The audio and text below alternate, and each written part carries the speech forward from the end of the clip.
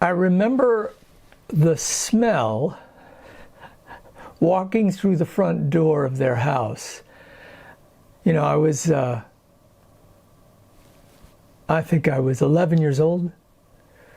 My sister babysat for them the previous week, and their house was so disturbing to her that she said, yeah, I think my little brother would be better for your babysitter.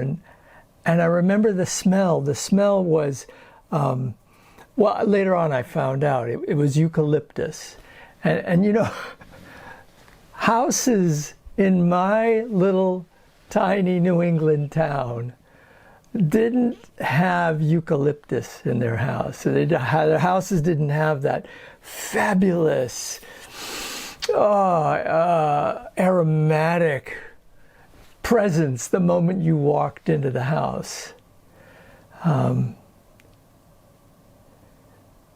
There were books, real books, like big books, thick books. And I remember at one point, it was very late. I put the kids to bed, and I was in the living room, and you know, it was probably going to be another couple of hours before they were going to be home. There's this cat I really got to know well, this Siamese cat, who had an attitude about me. And at that moment, I was looked over and I saw they had a really great turntable. I remember this is 70 something, 1975, 70, I don't remember, yeah, and 74, 73.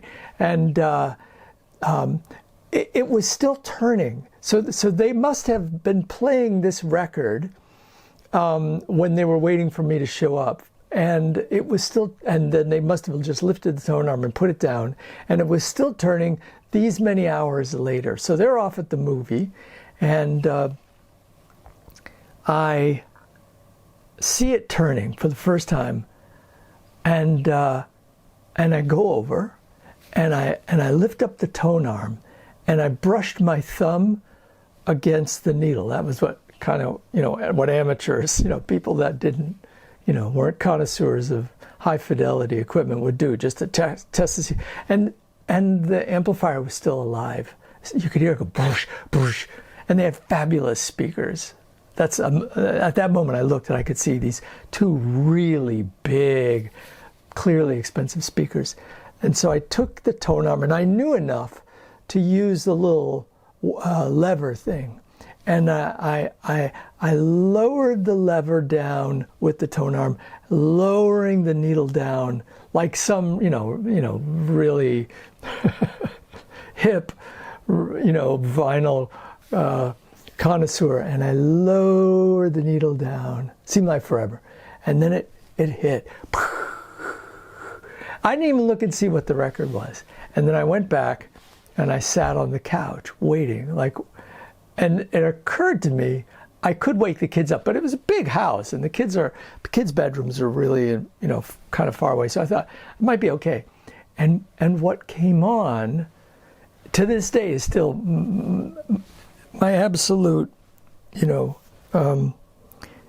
core piece of music. It's a Beethoven violin concerto. That means it's a violin. The violin part plays against the orchestra background, and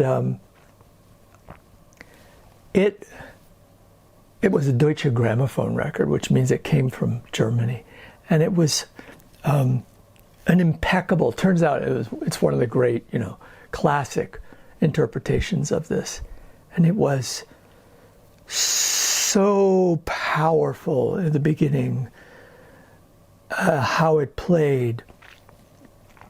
And I remember they kept the house, it was winter, and they kept the house cold. This was, yeah, so this was kind of around the energy crisis, a little earlier than that maybe. And so I was told I should wear a sweater, that they kept the thermostat down. But I didn't know about this stuff. We didn't do that in my house. And so like a shiver ran through my body as the record started playing. And I remember listening to the whole piece, shivering. I didn't want to get up. I didn't want to break the mood, nothing. Peter, the dad of the couple who had the kids, who I babysat, was the first university professor I'd ever met. And he was like from Central Casting, you know, he had a beard and a mustache, and he was an art professor to boot. And so there were paintings and drawings, there were nudes, and there were abstractions, and there were storm-tossed landscapes, and there were sculptures as well. And it was like half of it was like being shot off into space and arriving on a distant planet, you know, an alien planet. And it also equally was like coming home. Like, for the first time, I was among my people. Like I'd been an orphan, like I'd been adopted by my family. I was just down the street, that I'd grown up, you know, as a kid. And here I was, 11 or 12 years old, and all of a sudden I'd been revealed, like, oh, actually, these are your real parents. I went one day, one afternoon with Peter, because he did kind of adopt me. I mean, not only was I their babysitter, but he also took me under his wing and gave me art lessons, in fact, because I was a very serious art drawer, painter. And he took me to the university one afternoon. It might have been a Wednesday afternoon, about 2 in. And it's what back then was called Southeastern Massachusetts University, SMU. And it was I'd never been on a university campus, even though this was in the next town over. Universities, were just not part of my reality. And I walked alongside him, and we were going, like a lot of the universities built at that time, they were landscaped, and there were long walkways and lots of staircases and big tall buildings, and he walked like he owned the place. He was a professor, he was a full professor, so I guess in a way he owned the place.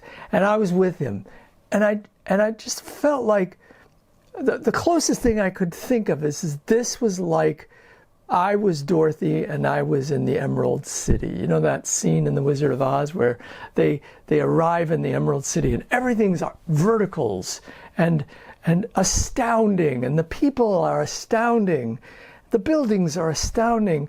It's an idyllic metropolis of the future, kind of, and it's sort of themed, and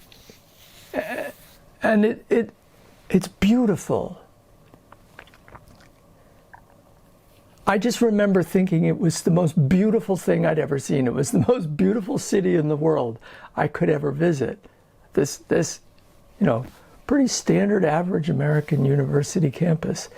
That it was the Emerald City.